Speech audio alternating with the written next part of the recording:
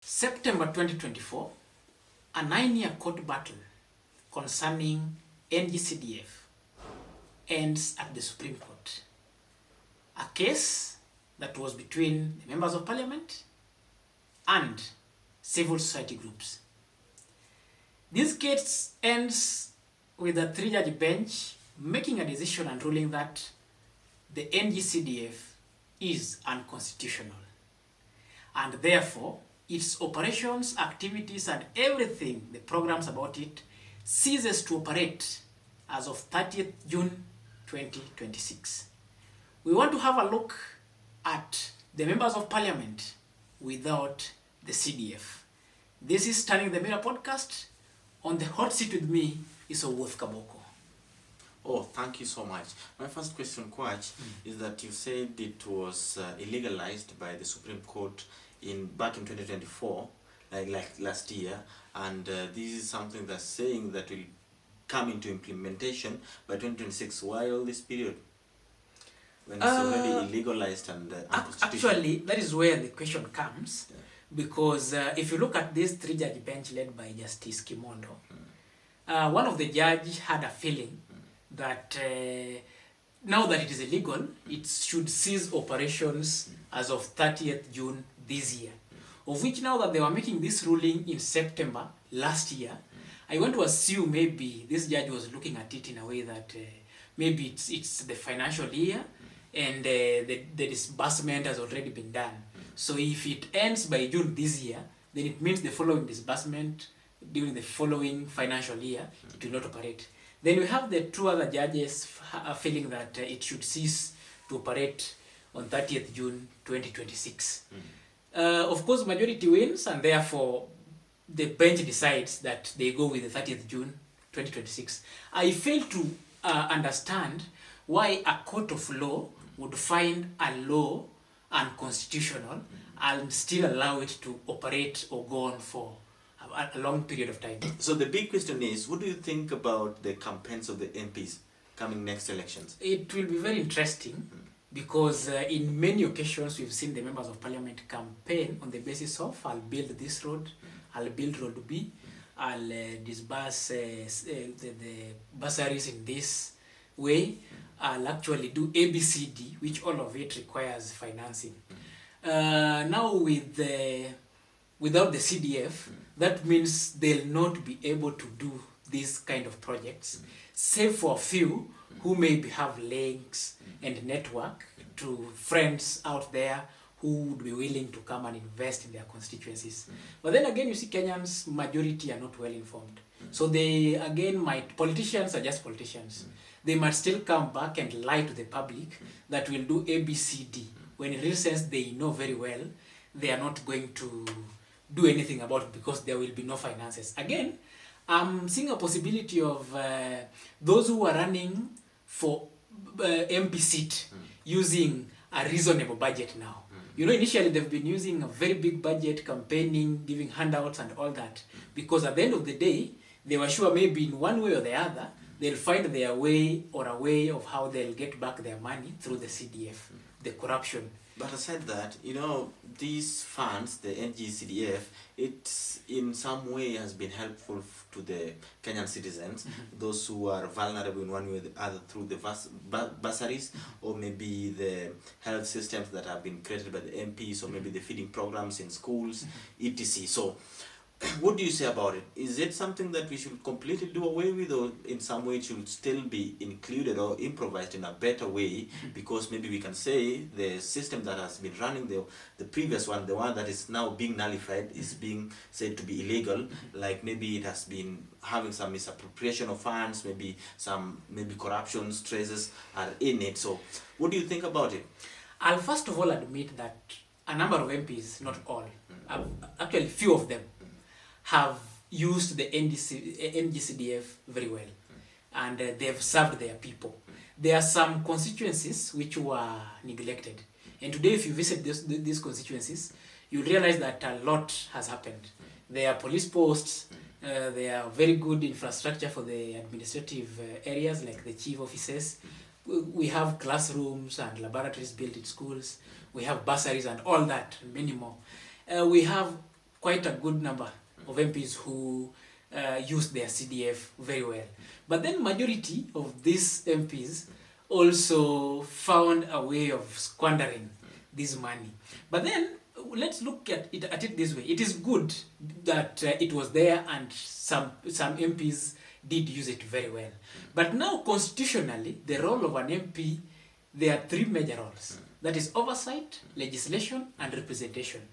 So looking at even when the court was making their judgment on this, you realize that one of the grounds as to why they found it unconstitutional is because they were looking at it as a way, or in a way that it was preventing, or in a way affecting the division of powers or roles between the executive and the legislature.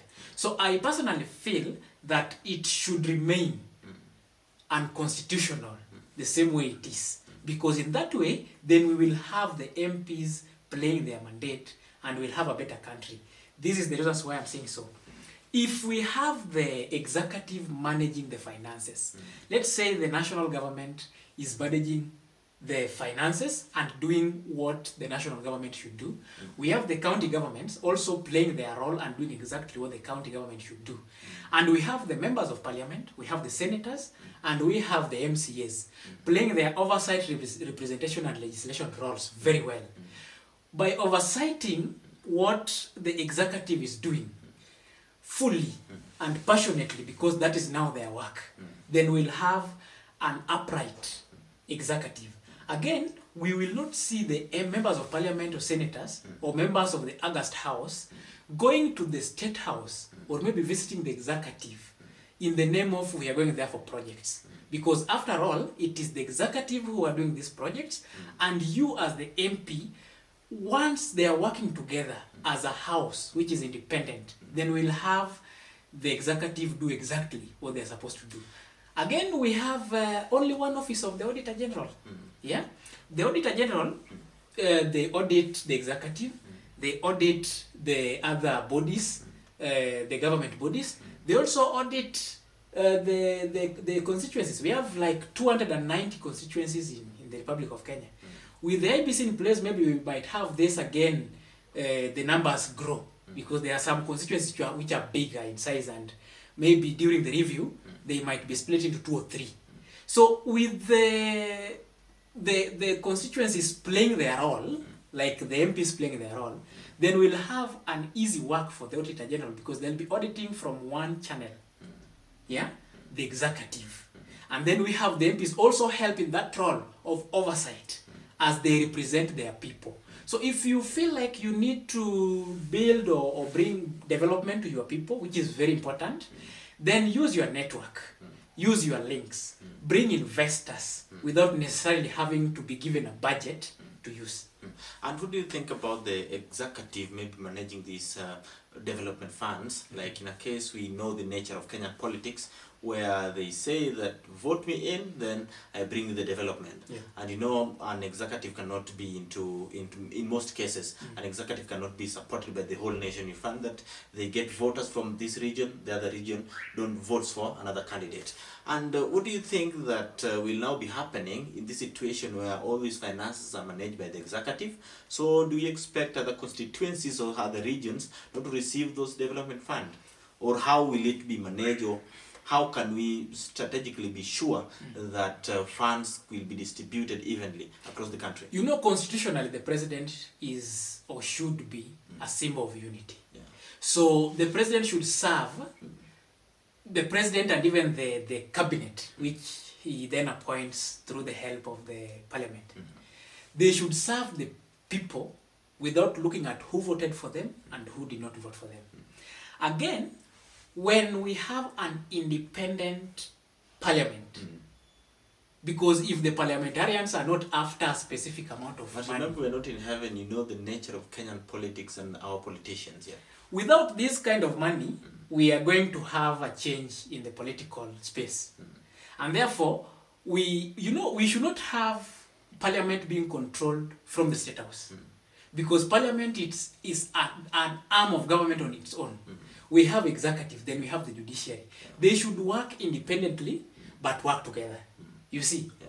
So in short, we have the parliament oversighting the whatever the executive is doing. So with an independent parliament, with open-minded parliamentarians, people with vision, people who are doing or playing their roles the way they should do it, then we are going to have a streamlined government, a streamlined way of doing things. And therefore, we are going to have the right people getting the right services. We are going to have all the constituencies getting the right services. Because imagine these MPs may be given the same amount of money, and then you realize some MPs are performing better than the others, and you even realize that someone is performing better than the others, and his constituency or her constituency is bigger than the rest. Yeah. So if we have the national government playing this role, then we have the MPs, they are like running for these things while playing the oversight role. Then we'll have the whole country developed. And then which kind of MPs do we expect to be elected in 2027 or maybe afterwards, when it is not about politics which is running on based on I'll provide bursaries, I'll do this and this. So how will we be identifying leaders who can actually do the necessities and do their roles as members of parliament? You know, initially we had a fund just like the CDF before the change in 2013, when it was changed to the CDF Act of 2013. Yeah. And you realize that most of these politicians, majority of whom are there, have been in this game for so long. And therefore they can't survive without these resources. So without the resources, then it means they don't have tangible statement or tangible issue-based arguments that they would come and present to the people.